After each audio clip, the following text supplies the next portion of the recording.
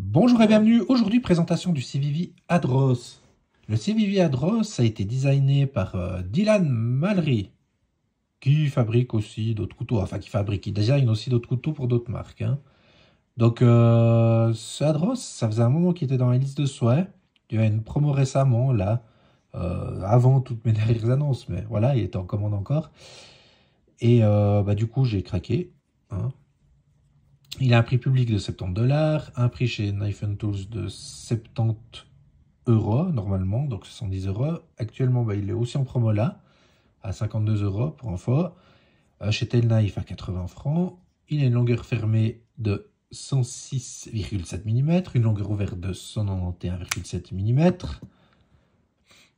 une longueur de lame avec sa forme particulière, là, moi qui m'a plu, de 85 mm, une longueur de tranchant de 83 mm environ, 80-83 mm, une épaisseur de lame de 3 mm, une émouture creuse, intéressant parce que c'est plus tellement commun aujourd'hui, et puis un acier de, accrochez-vous bien, du 10CR15 MOV. CO MOV, enfin c'est un bordel, hein, l'histoire. Finition satin. En fait, cet acier, c'est un petit peu une version chinoise du VG10. Donc VG10, acier très cool, hein, pour des couteaux de poche, qui va vous permettre d'être bien un peu sur tous les points, en fait, hein, à l'image des Spyderco Made in Japan. Enfin, ça c'est la théorie. Après, voilà, je peux pas m'avancer. Le VG10, on sait que c'est testé, approuvé, hein, sur tous les couteaux Made in Japan Spyderco, par exemple. Là, c'est assez récent, ce 10CR15, si je dis pas de bêtises, et c'est notamment CVV, hein, qu'on a sur quelques autres modèles aussi. L'épaisseur de manche, 15 mm, 12 mm, pardon, un manche en micarta, vous savez que j'adore ça, surtout en brun comme ça, et fini avec goût, on va y revenir. Il a un clip réversible, voilà, gauche-droite, mais pas au bas, de type profond, hein, même si on verra le couteau dépassé, mais voilà, c'est l'esprit.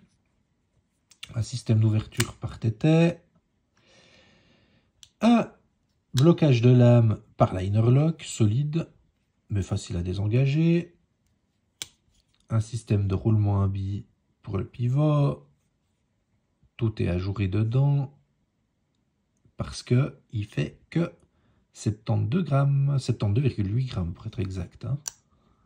Comme vous pouvez le voir peut-être ici, voilà, tout a été ajouré, évidemment pas du côté du liner, mais de l'autre côté, tout est ajouré. Donc ça nous fait un petit couteau, puis évidemment il est fabriqué en Chine.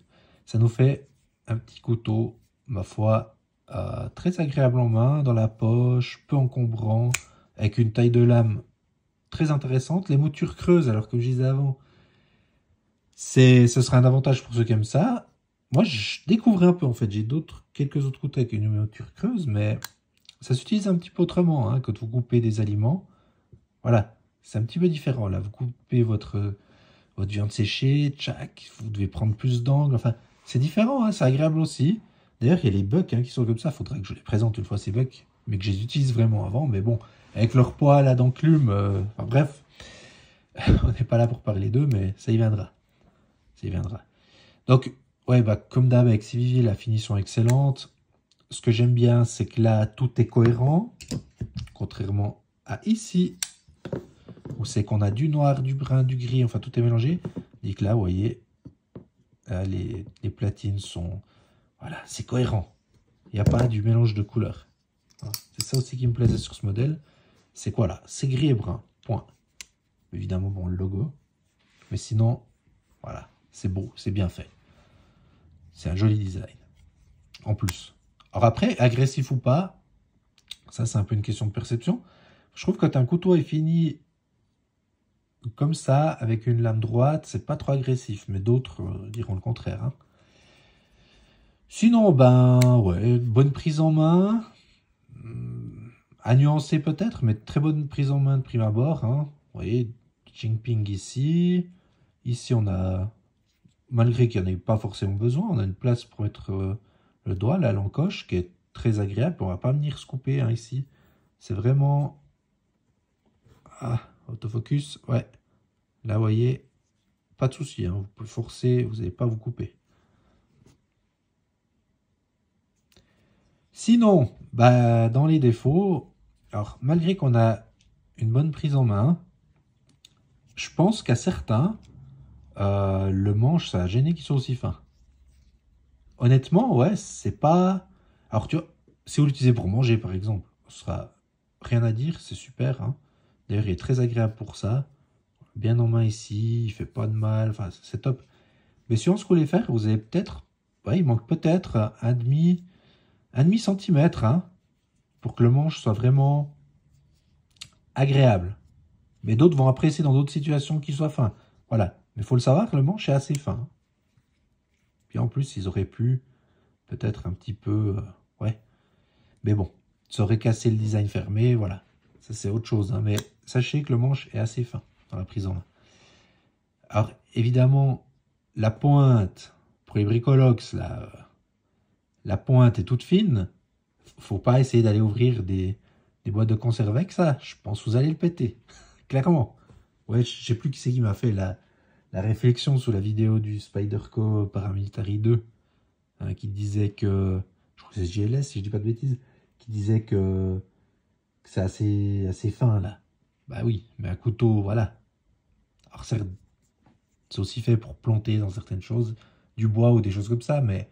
Et encore du bois pas trop dur. Mais bon, ouais, si tu vas essayer d'ouvrir du métal avec ça, évidemment, tu vas avoir des problèmes au d'un moment, hein. Comme on dit en informatique, hein, le problème souvent, c'est entre la chaise et le clavier. Voilà. Malgré que on peut faire quand même des choses solides, hein, je suis tout à fait d'accord. Mais bon, sachez que ça, c'est clairement un gentleman folder. C'est pas pour bricoler, hein, qu'on soit clair.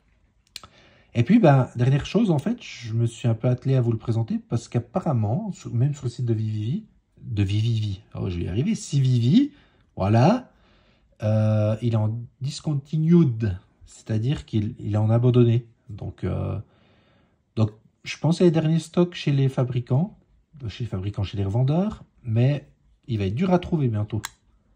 Et on le trouve en diverses couleurs, hein, micarta noir, brun, avec lame damas aussi. Enfin voilà. Bon, en tout cas, s'il vous plaît comme ça, je vous invite, hein, honnêtement, vous avez, à mon avis, pas trop le regretter. C'est un couteau sympa qui ne plaira pas à tout le monde. Hein. C'est assez singulier, on va dire. On va passer donc à la phase de comparatif ici. Voilà, hein, une petite astuce. Vous voyez, hein, il est un peu comme la Stutz finalement. Il n'est pas très encombrant, mais il a une taille de lame intéressante. Voilà, on se fait les Spyderco d'abord. Hop, para 3. Je vais vous recentrer un petit peu. Voilà. Para 2. Ouais, la taille de lame intéressante. Hein. Le manche, voilà. Vous avez compris, ce n'est pas la même chose. Concernant la prise en main, on n'est pas sur pareil, hein. Voilà.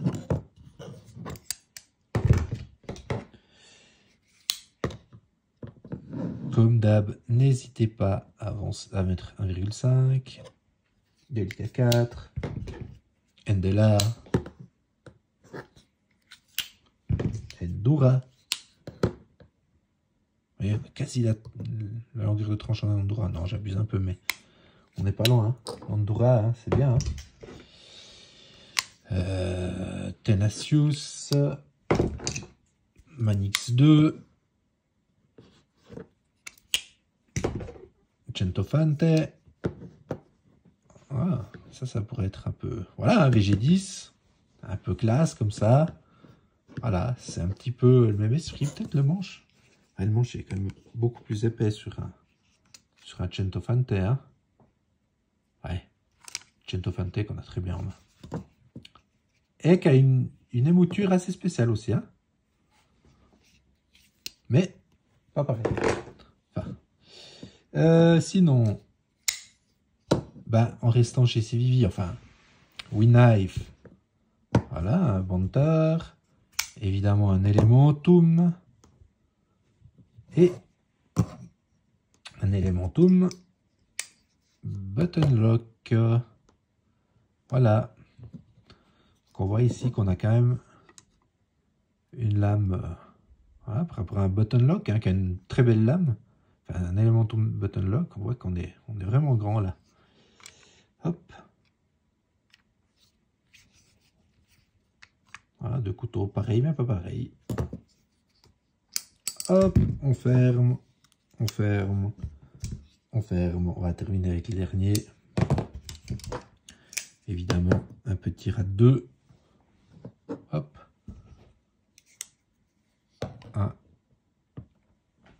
Un mini Griptilian. Oh! J'ai le Griptilian taille standard qui va arriver bientôt. Normalement, il était réceptionné aujourd'hui. Aujourd'hui, hein, nous sommes le... Ah, j'ai pas de date sur cette montre-là. Le 29 du 10 2020. Apparemment, ton colis est arrivé, Sylvain, hein, comme je t'ai déjà dit, mais voilà. Donc, j'ai fait un échange, hein, pour la petite histoire, avec de mon mini bug-out. Attendez, bug-out. Le bug-out, là, que j'apprécie pas particulièrement, mais que j'ai gardé pour les vidéos, hein, à titre de comparatif, parce que beaucoup d'entre vous l'ont. Par contre, le mini, je disais vraiment pas, eh ben, je l'ai échangé avec un Griptilian de taille standard, avec notre ami Sylvain, ici présent. Et bah, c'est cool, quoi, de pouvoir faire ce genre de choses. Du coup, je vais pouvoir vous donner un avis bientôt sur ce Griptilian taille standard. Ça n'a rien à voir avec cette vidéo, mais voilà, vu qu'on en parle, vu que j'ai dans les mains, je vous le dis. Puis je vous dis aussi ça, parce que n'oubliez pas de faire un tour sur fabra.com toujours. Je ne l'ai pas mis à jour depuis un moment, je vais le remettre à jour. Peut-être des choses qu'on peut échanger ou que vous voulez m'acheter. Voilà. Et puis ici, donc, avec notre QSP Pingouin. Voilà, je crois qu'on a fait le tour. Alors, encore une fois, abonnez-vous si vous n'êtes pas abonné, c'est cool. Là, on est toujours plus. Franchement, ça motive, c'est chouette. Et puis, voilà, du plaisir à ceux qui acquerront ce CVV Adros, qui est ma foi original. À la prochaine. Et c'est de nouveau moi, du passé ou du futur. J'ai oublié quelques présentations. Ouais, voilà. J'ai oublié de comparer avec les autres d'habitude, hein, navré. Ça fera un montage pas beau, mais c'est pas grave, je vais pas recommencer toute la vidéo. Hein. Allez. Hop, ici notre OPI 8, notre OPI 9 pour Jean-Luc, notre Cana. Et puis évidemment, nos Victorinox. Parce que c'est important de faire des comparatifs de taille. Voilà, c'est en perspective.